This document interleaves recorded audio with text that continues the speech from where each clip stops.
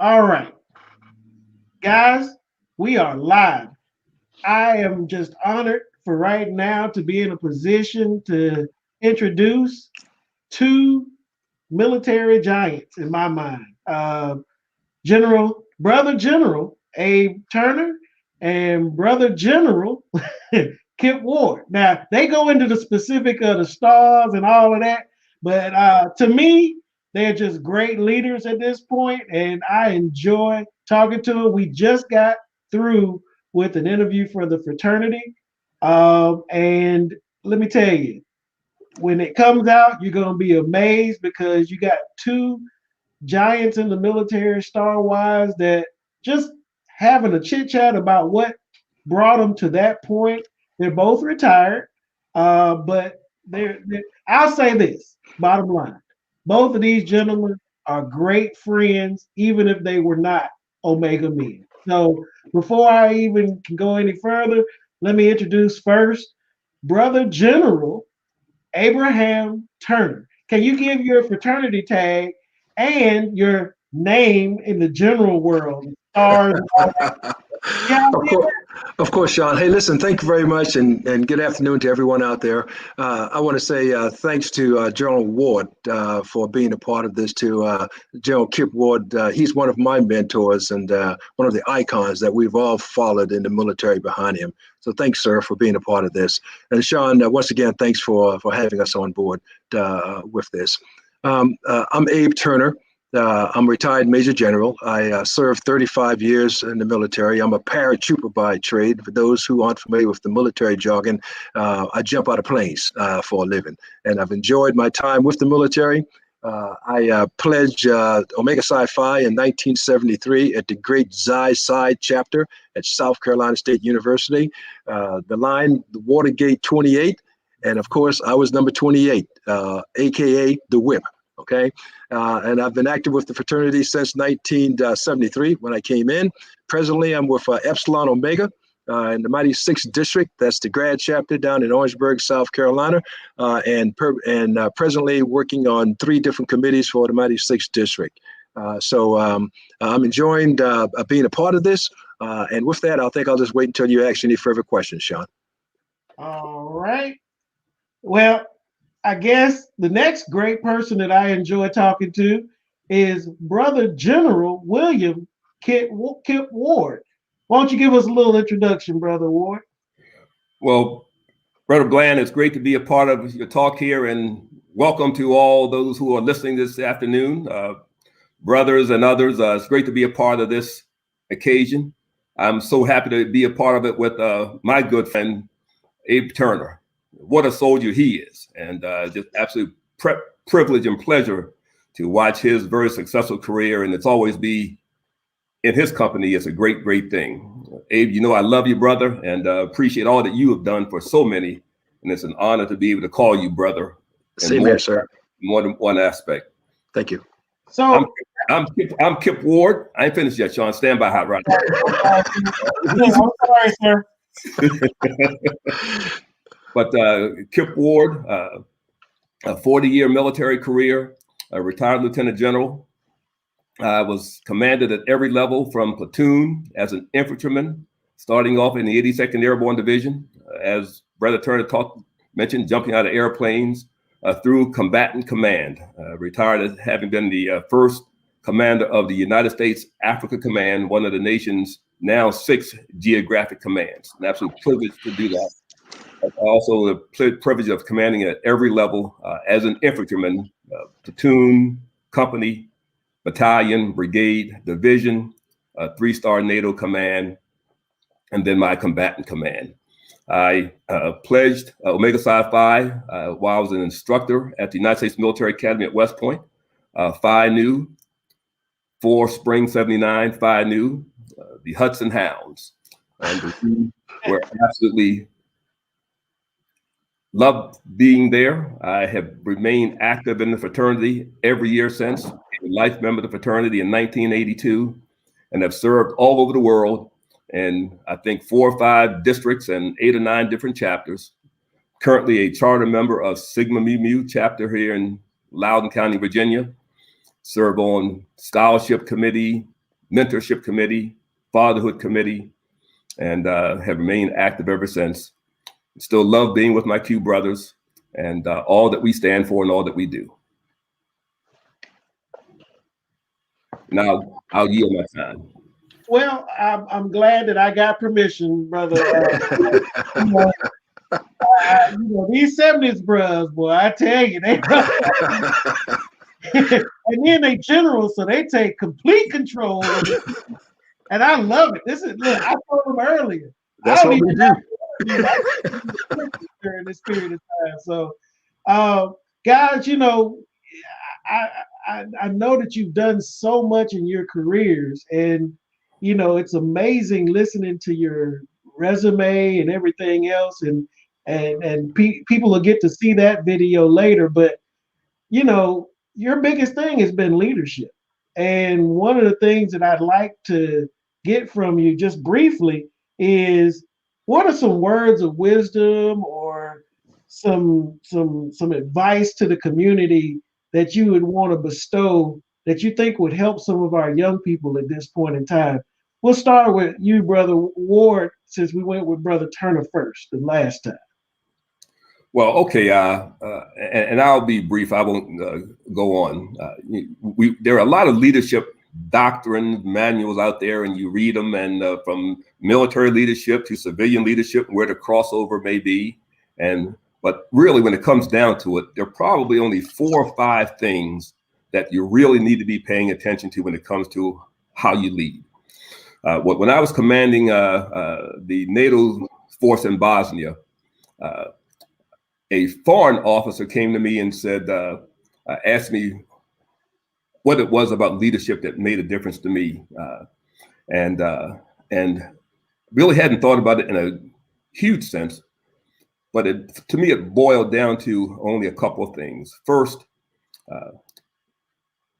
you have this notion of who is it that you're paying attention to. Now, some folks always paying attention to higher, doing things for higher, meaning echelons above where you are. But when it comes to doing something for hire, those things are done by folks that are in your formation. So I used to coin a term, say, you pay attention to hire by focusing down, paying attention to those who are in your formation. So as a leader, for me, the most important thing that I could do was to take care of my soldiers, to ensure that they were taken care of in ways that they knew that I cared about them and their welfare. And when that was going on, any mission was being accomplished. And so I use the term, I looked up by focusing down, because then the things above took care of themselves. There's another one, it's kind of simple. Close the Dempsey dumpster door. And this is a very easy thing that's out there, but there are certain things that you do because you're supposed to be doing them. And when you do those things, you allow the freedom and latitude to do other things. And so when the boss says, hey, I like those Dempsey dumpster doors closed, but you're in Alaska where nothing getting in the Dempsey, why such a big deal about closing the Dempsey dumpster doors? Well, you close them because your boss told you to close them. It's not illegal. It's not immoral. It's not unethical. Do what you're told to do. That's a nice idea. And when you do that, these other things, so I was sitting in these meetings, and the division commanders, the battalion commander, and the rest of them just getting eaten alive, getting chopped up. And I'm just sitting there, and it's come out and say, sir, how come the general not all over you? I said, because I do what he tells me to do. You don't. And so, and then the other one that I think is kind of operative, and it goes back to my Beetle Bailey. I say everything I do is I've learned Beetle Bailey, Sergeant Snuffy, and Beetle Bailey. Improve the foxhole. Improve the foxhole wherever you are. Do that the very best you can, and the rest of it will take care of itself. So you're gonna be proficient. You're gonna take care of it, and it doesn't matter if it's a literal platoon and you digging foxholes like Brother Turner and I used to dig up the woods of Fort Bragg, go there and literally dig foxholes. But wherever you are, that's your foxhole, and you work every day to make it better. You leave it better than you found it. Be it a platoon, your formation, private sector, your office, you leave it and you go through the job, your position every day with the idea, I'm going to leave this better than I found it. May not be perfect, but I'm going to leave it better than I found it. And you work every day to make that the case. And when you do that, these other things are there. And then the final thing is that we look at something from a perspective. I mean, we see it from our point of view. And sometimes we miss something. And so to use the old foxhole analogy, you get out of your foxhole, you go down range, you turn around and you look back at it from a different perspective, and you might see things a little bit differently. And so what you want to do is be able to assess where you are, not just from your own perspective, but from the perspective of others. So that when you do things, those decisions and actions are taken being cognizant of there's more than one way to look at this thing, and I'm going to do it the best I can because I'm seeing it and appreciating it from different perspectives. And when you do that, you most often you're successful. And when you wrap that in the notion of being respectful of other people, taking care of other people, paying attention to other people, then you are known as an effective leader. Now, a lot of different ways of saying that, but for me, those principles kind of reflect my approach to leading. And thank the good Lord, I've been able to keep my faith, and he's been with me, and that's a big deal with it too. So I get down on my knees and I say prayers too. That's what I'm talking about. Do I have permission to go to Brother Turner now, sir? Drive on. Yes, sir. Yes, sir. Brother Turner, same question, because this is like a leadership 101 class is what I'm learning in this situation. Go ahead. Hey, super. Hey, thanks again, Sean, and once again to General Ward. Hey, sir, thanks very much for those kind words and sharing the focus on leadership. Sean, at the earlier session, I talked to you about the 4 rules that I live by, and you asked me to leave something for the audience. So let me share with the audience the 4 rules that I exist even to this day by. When I was a young boy, about 4 years old, I lived with my grandmother. Her name was Rebecca. And my grandmother, she emblazoned 4 rules of life in me as a young tot that I've never forgotten. And I've lived by those 4 rules my entire life. The first rule is to treat others like you expect to be treated, not as you are treated. Okay, I'll say it again. Treat others like you expect to be treated, not like you are treated. All right. In other words, this is basically the golden rule, but that was rule number 1. The second rule was always respect your elders. Okay. Always respect your elders, irrespective of what situation you get into. The elder, respect them for their views, respect them for what they bring to you to help you grow in life. The third rule was shoot for the stars. Don't shortchange yourself. Just continue to try to reach the highest heights that you are pursuing. And with Omega Man, that's no more than just perseverance. Go after the very highest heights that you want to go after. And then the last one was, don't forget that the world doesn't owe you anything at all, okay? The world doesn't owe you anything. You need to get out there and just work for it and push hard. Now, those were the 4 rules that my grandmother emblazoned upon me as a young boy. And even to this day, I live by those 4 rules. Now, there are a couple other things, too, that I'd like to share just to kind of to add some flavor to this, all right? My daddy once told me that you should listen more than you talk. And that's why you've got 2 ears and 1 mouth, okay?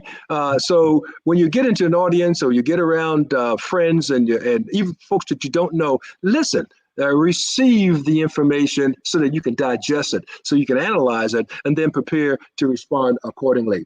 And then the bottom line is in life is just do what's right. Just do what's right. If you do what's right, you'll be okay. All right. You may have some folks who may, push against you. You may have some folks that may not accept you. You may have some folks that think that you're kind of, you're kind of against the grain, but just do what's right, brothers, and everything will be okay. Never forget your roots. Never forget from whence you've come. Love yourself and love your family. And if you never forget your roots, you love yourself for who you are, okay, and you love your family for who they are, then things will always work out for you for the best. Those are my words, Sean. Well, I mean, as y'all can see, they've been rough on me in this interview, and they've been teaching class. I mean, when you get to see the actual interview itself, you'll come to find out that these guys are pretty heavy. As I said earlier, they're good friends. There's Brother Ward, what are some of your hobbies? I didn't ever get to know some of the hobbies that you have. You know, that's a great question because, frankly, I don't know if I have any. You know, one of the things that, because of my military career, where I was and what I was doing, and yeah, there are certain things that I wasn't able to do, and I really wish I could play golf. So I can't play because I haven't. I just was never. Even when I was in Hawaii, commanding the 25th Infantry Division, the only time I could even make that happen was when we would have our commanders, the CG scramble, and my sergeant major said, "Don't worry about it, boss. I can get a couple of young enlisted guys that probably could have been pros, but he'd always stack my team with those guys." And I'd go out there and be beating the golf course up, and the guy said, "Don't worry about it, sir. We got you. We got you." But really, for me, obviously, you know, I ran a lot, so as a PT, I was always, I would make sure that I was not going to go anywhere and not be the best PT guy in my outfit. And so up until the time I was probably, I don't know, 50 or so years old, you know, that was always the case. Maxing the PT at the youngest age group for my guys. So I ran a lot. My knees are paying for it today. But hobbies, I like automobiles. Never was rich enough to have any fancy ones, but what I had, I took good care of. In fact, I rub the paint off them. I just keep them clean so much. But that was kind of for me. And then when I had time, you know, I wanted to be with my family. And so whatever they wanted to do was what I enjoyed doing. And so that was kind of it. But insofar as a hobby that was there. Right now, I'm trying to play a little bit of golf, but again, you know, I'm too old to get any good. So I say, hey, you got what you get, and what you get is me. And so it's all right. It's all right. And as long as you got a sense of humor, we good to go. It's all right. Now, Brother Ward, I must tell you that me and Brother Turner actually met on the golf course. That's right. And do you mind if I give a little hint to the people? So, this is what I had to deal with when I first met Brother Turner. Okay, he's out on the golf course. I mean, on the range, just hitting away. I'm like, this dude is like a machine. Is he gonna be all right? And talking on the phone at the same time, right? We're supposed to be playing each other. Okay, we're against each other in that situation. So I go up and I introduce myself. I said, "Are you Brother Turner?" He said, "Yeah." He's, you know, real nice. I was like, "Oh, he finna use some of that psyop stuff on me, and I'll be messed up, right?" I said, "I'm 92." He said, "I'm 73." I said, "Oh, I know how this is finna go." Next thing he does, when he finishes just beating balls, he comes and puts his clubs on my cart. It was supposed to be a single cart, but now it's a double. And I know that I'm going to be serving him the rest of the There's no question who drove the cart, right? Yeah, you know, it was a hilarious day. We enjoyed ourselves. We had a great time. Competition. And so without taking away what he enjoys as far as hobbies, I felt like that was important to just let you know how brothers meet in that situation. And Brother Turner, it's on you. You say what you got to say, my friend. Yeah, in addition to golf, thanks, Sean, for that for that memorable time. The other hobby I have is I work on car engines. Okay, I'm an old shade tree mechanic. So probably about 20 years ago, I put my hands on a '53 Chevy Bel Air with a 235 inline 3 on the tree. All right, so all of you old guys know what that's all about. But it's an old '53 Chevy Bel Air, and I rebuilt it from scratch, and I still own it. As a matter of fact, it still runs and everything. It's got about 70,000 miles on it. I bought it from an old farmer way back in the mid '80s, and I still have it. And so I tinker with it. So that's one of my hobbies. I work on engines, okay, on cars. And then the other thing I do is I'm a biker too. I have a Harley Davidson Ultra Classic. And I've been riding bikes all my life, and I have one now, and I get out from time to time, and ride in the warm weathers. But, I won't get out there in the cold weather. But with golfing, working on my old car and the engines and biking, those are about the things that keep me busy when I'm not working with my company or hanging out with the family. Well, again, we just wanted to jump on and let people know how great friends can get together and have a wonderful conversation. Like I said, I don't know why I call it an interview. It's more of just two good friends up as far as generals reconnecting and allowing a young brother to hang on in the conversation. Bruhs, I do want to thank you for your service. I want you to know that, this country owes you a lot. But as you say, you don't, it doesn't owe you anything. And we appreciate everything that you've done at this point in time. But more importantly, the goal today was to just let people get to know two of you from a personal standpoint, because I know y'all do a lot of interviews and they're all kind of scripted. They want you to say this or that and give an opinion that you may or may not be able to do. But we had some fun today, and I appreciate you kind of just letting the world know who you are on a personal level. You both kind of gave some great answers on Omega as far as it being an influence in your life. And when that video comes out, I think people will understand how you got to the places that you are.